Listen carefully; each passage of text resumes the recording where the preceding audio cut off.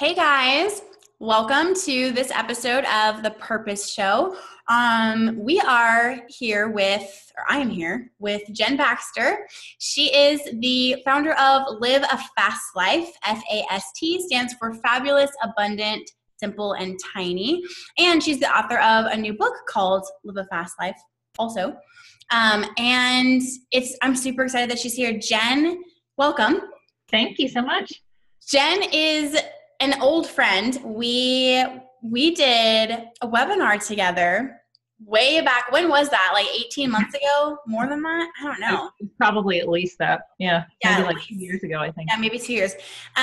We kind of combined our powers way back in the day and talked about minimalism for women and moms together and did a class together. And I feel like, did we do two? We might have done a couple. Yeah, we did a couple. Yeah, okay. So yes, Jenn she's just, you guys, she has such an amazing heart. Her story is really powerful. We were just talking before we hit record about just being vulnerable, and that is one of Jenn's strengths, is just being really vulnerable and not being afraid to just kind of like share the muck and the mire and the hard and bad parts, even like, mistakes and things that she was just struggling with, in order to get to where she is at now, which is lighter and a fuller life, a simpler life. And you guys know that's what I'm all about. So I'm just really excited to have you here. Thank you for coming. Thank you for having me. I'm excited too. Okay, so why don't you just give us a little bit of give everyone a little bit of a background of who you are and a little bit about your story and kind of where you come from and how you got here. Sure. So like Allie mentioned, Live a Fast Life stands for Fabulous, Abundant, Simple, and Tiny. And really the whole concept behind that is just based on my own life story and the journey that I've been on pretty much for the last 5 years or so.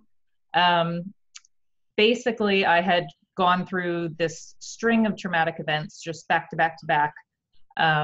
I was in an abusive relationship. My father passed away from cancer. My mother passed away from cancer. I went through a pretty traumatic hospice experience with both of them.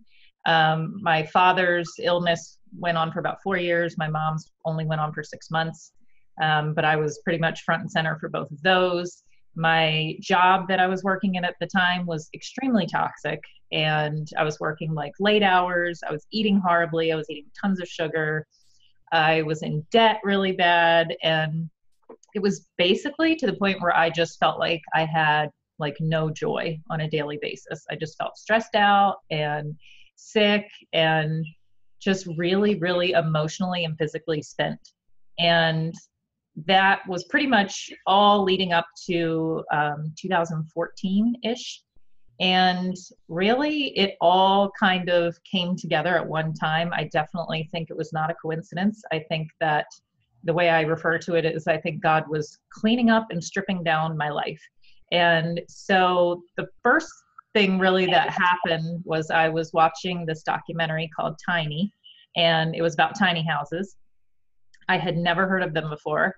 And by the time I finished watching this like 90-minute documentary, I was just completely sold on the idea. My heart was beating like 100 miles an hour. And I thought, you know what, like this is what I need to do, because I've never really been like a label person. Like I don't care about designer labels and the latest iPhones and all that stuff. Like I don't really care about that. And I just didn't want to have so much stuff anymore. Like I felt like I was one person, but I had so much stuff that was just not even necessary. So I sort of jumped on the tiny house bandwagon, which was it wasn't really very popular even just a couple of years ago.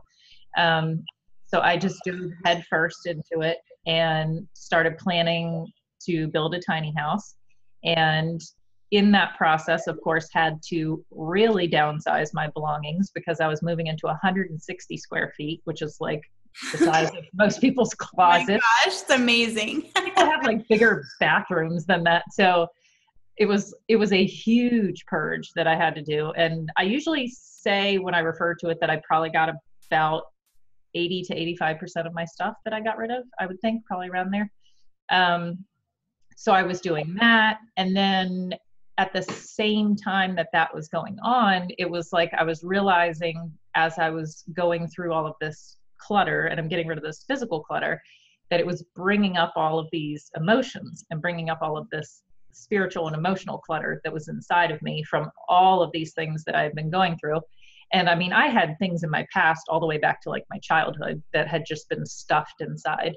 So sort of simultaneously, I started working on the emotional clutter and really just kind of dove inside and let myself feel all the muck and guck, like you said, and started doing meditation and affirmations and journaling and prayer, and just really started kind of cleaning all of that inside clutter at the same time that I was doing the physical clutter. And then really, to me, the last component of that was, okay, my house is getting clean. My spirit's getting clean. Now it only makes sense that my body should be clean too. So then at the same time as all of this, I also cleaned up my diet. And again, all of these things sort of like clicked, at least to me in my head, that they all played into each other. So it was like, well, if I'm going to clear out the kitchen clutter, then when I go to fill it back up or, put things in my tiny house kitchen, I want it all to be healthy and I want it to be clean and I want it to be natural. And so I cleaned up my diet and changed all my products to non-toxic natural products.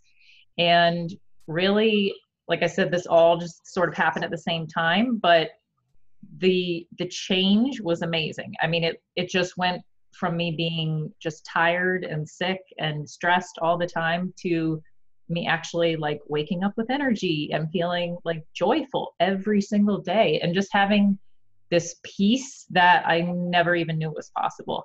And it actually kind of sounds backwards, I think, than what we generally tend to think, which is you think the more stuff you get, the more happy you're going to be and the more fulfilling your life is going to be. But I was finding that the more I stripped down my life, the more fulfilling it was becoming. So really that just kind of lit this fire under me that I wanted to like shout it from the rooftops and tell everybody I could, because why wouldn't you want other people to feel this way? You want people to sort of be let in on this secret.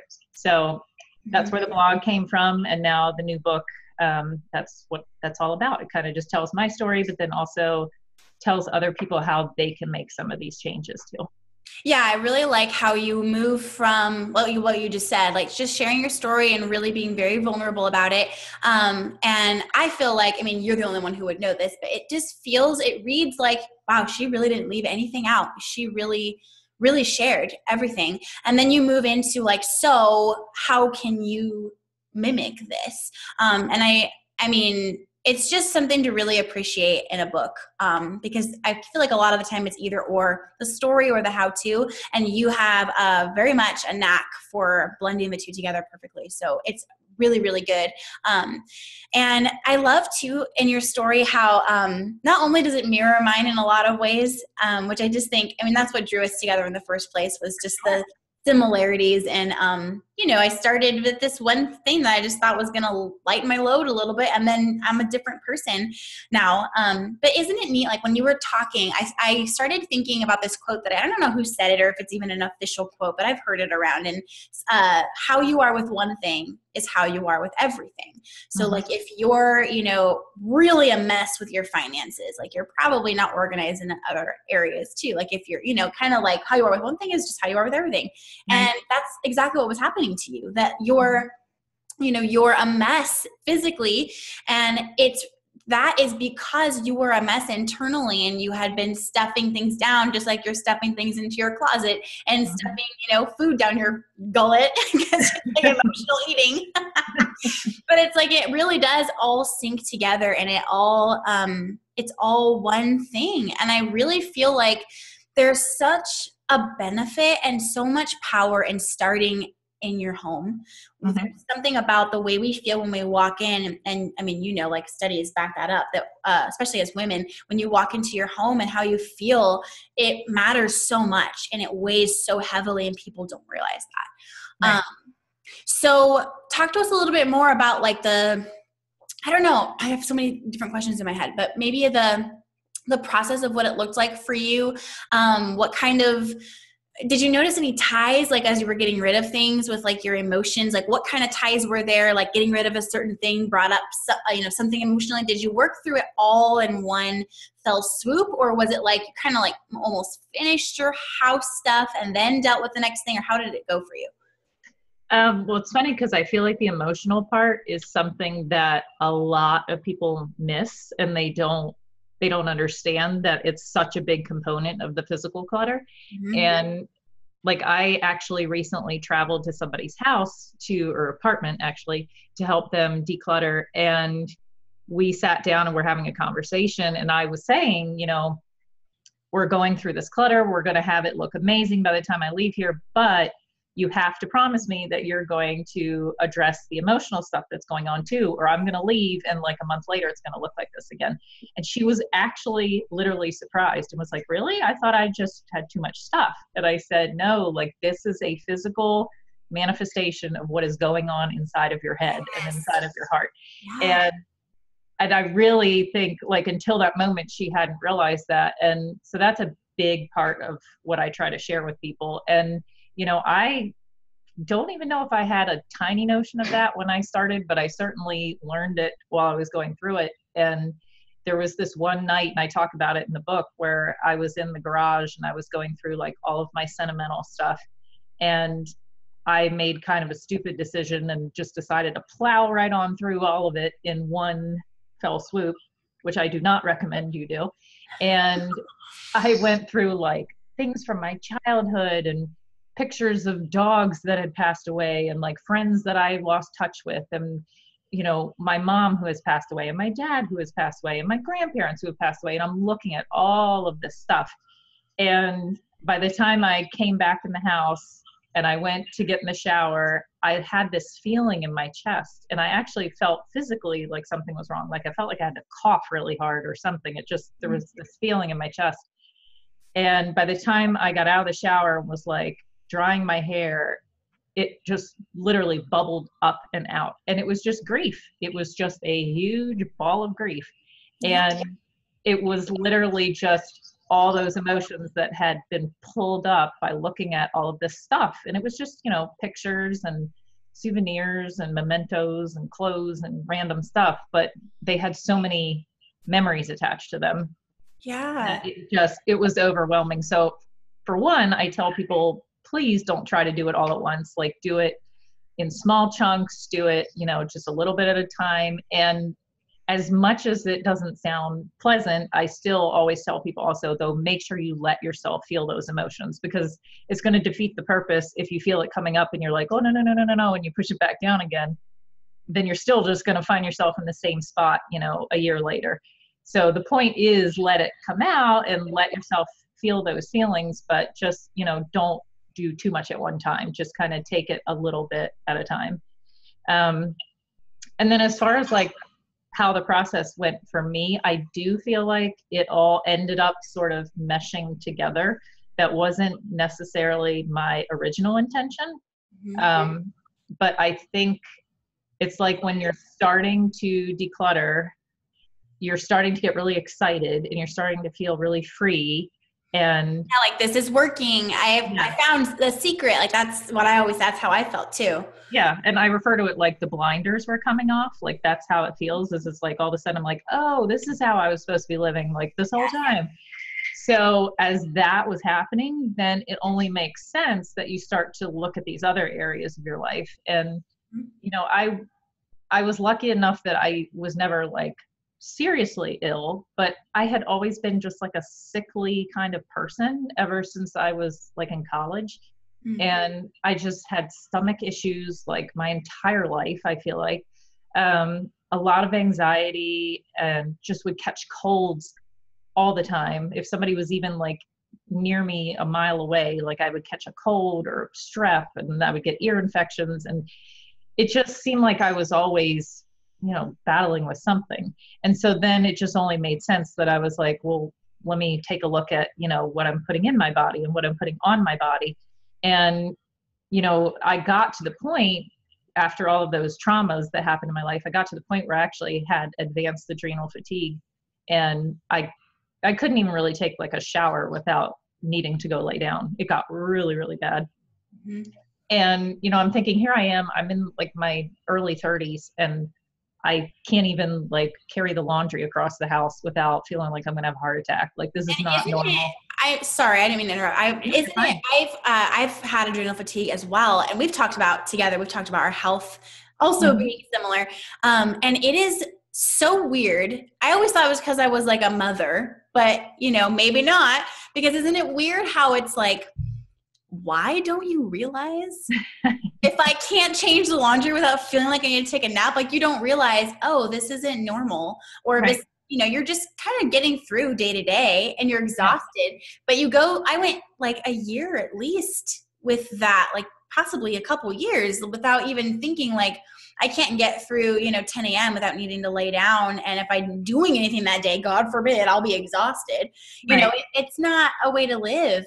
So I think that looking at your clutter and it's the realization of, oh my gosh, I've been carrying this around. And that, like you said, the blinders falling off, that I think is what makes you look at other things in that way. People ask me that a lot. And I'm sure you too, like, well, what made you go and deal with these other things? And it's like, you have to, because your mind's there now.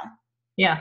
Yeah. It almost wouldn't make sense. I feel like if you're cleaning up your house and your surrounding environment around you to such a big extent, but then like your pantry Like it stops there, cluttered full of like sugar and fat and this awful food. Like it just only made sense to me that I was cleaning up my house, then I wanted to put healthy things in my house and in my body, which then in turn was going to make my body function better for me and make me feel better, to then go out and, because the last part of live a fast life to me is what I call bucket list living, which basically just means that you're not waiting to live your life, that, you're living your life now and you're going after these dreams and after these goals. And this whole thing was really inspired by my mom, but especially that part was really inspired by her, because she had 6 months from the time she got diagnosed with cancer to when she passed away. And I literally got to see firsthand what you hear, as like a little cutesy saying, which is, you never know how long you have, or live like it's your last day or whatever. You hear all those little sayings, but it's like, I actually saw it and saw her run out of time. So yeah, to me, I think just the blinders came off and the whole perspective changed, where it was like, okay, obviously I only have one body. I want to take care of it. I don't want to mess with all of this clutter and all of these toxic products and stuff. Why wouldn't I want to keep my life as simple and as streamlined and as clean as possible? Because that's what's going to get me to the most joy and the most peace, and being able to do what I want to do and just not just survive, but actually live my life. Yeah, exactly. And that's the thing for me is, you're getting into this place where you don't realize that you're just kind of making it through and getting through that day. And, for moms, counting down the minutes till bedtime and constantly waiting for the next fresh start. Mm-hmm. What about the one that you're currently in? And like, let's not survive. Let's really seek. I mean, everyone has bad days and bad months, bad years even. I mean, there's just seasons of life that are hard. It's not about that. It's not about having a house that's always clean and nothing is hard and you just eat perfectly all the time and you never struggle with anything. Oh yeah, not that. It's about, yeah, of course not. It's about stripping down all the things that are making it harder for you unnecessarily, so that this life thing that ebbs and flows, we're able to be present for it and accept the hard parts and go through those things and adapt and live easily and well and actually experience it, instead of just like, oh, it's so inconvenient that this is happening right now because I already have, like, I need one more other thing. And it's like, we're not experiencing life. We're just waiting for it to be finished. And it's really sad.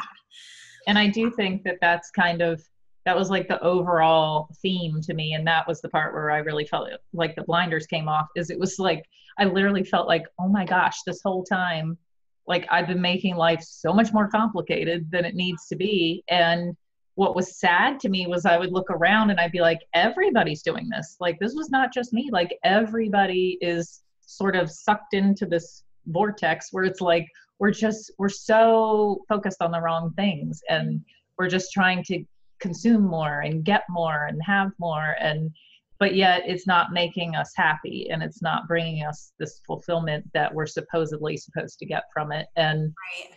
yeah, that's the part that I really just want to like shake people as much as I can and say, hey, you can break out of this, and you don't have to stay in this same pattern that you're stuck in. And like earlier when you were talking about the health stuff, it is crazy how much of it I think we just get accustomed to. And we just like, I know I personally would just either think or sometimes even say out loud, oh, that's just me. Like, oh, I just have a really, queasy stomach, or, oh, I just shake a lot. Like people would see my hands and they'd be like, why are you shaking? I'm like, oh, I'm a shaky person. No, that's because I was eating so much sugar that my body was like this all the time. And when I cut the sugar out, I don't shake anymore. Like, Yeah. but and same thing with my stomach. Like, I can't even believe now when I think back that I lived that way. I'm like, what a horrible existence. Like to basically just know that you're going to feel crappy every time you eat. Like that was my Yeah. life, like 20 some years. Yeah. But yet I guess I didn't know that there was a different possibility. And then, all I did was make these changes to my diet. It's not like I did anything, magical. I literally just changed my diet, and these things just started, you know, healing themselves or just changing themselves. And Yeah. yeah, it brought in this whole new reality that I guess I just didn't even know was possible. Yeah, and you're not thinking that way. You're not thinking, No. this is just the way that I've always been. And I have the same stomach thing too. Oh, I've just always had a sensitive stomach. Instead of thinking, I don't feel like God would create me to Right. To be be in sick misery. to everything. Yeah. Yeah. But yeah, I totally understand. And I think too, like you have to realize that you were created to live well and full, and you have a purpose. Mm-hmm. And God doesn't create people to just constantly feel crappy, because he's given them a purpose. And you can't go out. That was my big thing, is like, you can't go out and do the purpose that he's given you if you feel sick all the time. And Yep. also the anxiety that comes hand in hand with feeling sick all the time. I'm afraid to leave the house. What if I get sick? Yep. I don't want to go here or there, or be trapped in this meeting with them. I don't want to do anything. I don't want to go and speak. I was turning things down because of my illness, my stomach, which was really just leaky gut and a big scoop full of adrenal fatigue. And I'm too tired. I have no energy. Literally, like, the enemy used that Oh yeah. to keep me from fulfilling my purpose. And when you get to that point, it really kind of pisses you off, honestly. Exactly. And that's a great place to be in, because that's where the action comes in. So I love too how like, I don't even know what we're going to call this episode, because we're talking about, like, it's all together. It really is though. It is. You can't talk about one thing without at least kind of touching on the others. So Well, that's and your story. our stories are so similar, because mine was leaky gut and adrenal fatigue. And I felt the same way. As I felt like, yeah, I think those were just being used as tools to keep me sad and upset and worried and contained, so that I couldn't do anything, because that was a huge part. I shouldn't say a huge part. That's kind of the whole purpose of this whole journey. And I think why God was making all these changes in my life is because it was finally freeing me up to then go out and fulfill my purpose. Because I've known since I was in 6th grade, I think, that I was gifted to be a writer. I just know that. And that's not me bragging on me. That's me bragging on God. That's the gift that he gave me. And it was always something that I sort of did on the side or sort of had in the background. And I was like, well, that's nice, but I need to, work this terrible job that I hate and that is so toxic, because that's going to pay the bills. And I'll do this other thing later when I can. And again, this all just tied in together for me, where it only made sense that it was like, as I was cleaning up my life and simplifying my life, why in the world would I not be doing what I was created to do? And, I stopped putting it on the side and on the back burner, and I made it the front thing that I was concentrating on. And, immediately things just started to fall into place. And, that's kind of gotten me to where I am now. And I think it is hand in hand, because I'm a writer. So of course I'm going to write about my experiences and share these lessons and these ideas with other people by using my gift, if that makes sense. Yeah, absolutely. I love that. Okay. So for all of these things and all just the umbrella topic of cleaning up. And I love the subtitle of your book is How Stripping Down and Cleaning Up Gave Me My Life Back. Underneath all of that, where can we find more from you on that topic and just and all the things that you talk about? Where can people go and just kind of like connect with you more? So my blog is liveafastlife.com. It's F.A.S.T. And it's the same on all the social media channels, Live a Fast Life.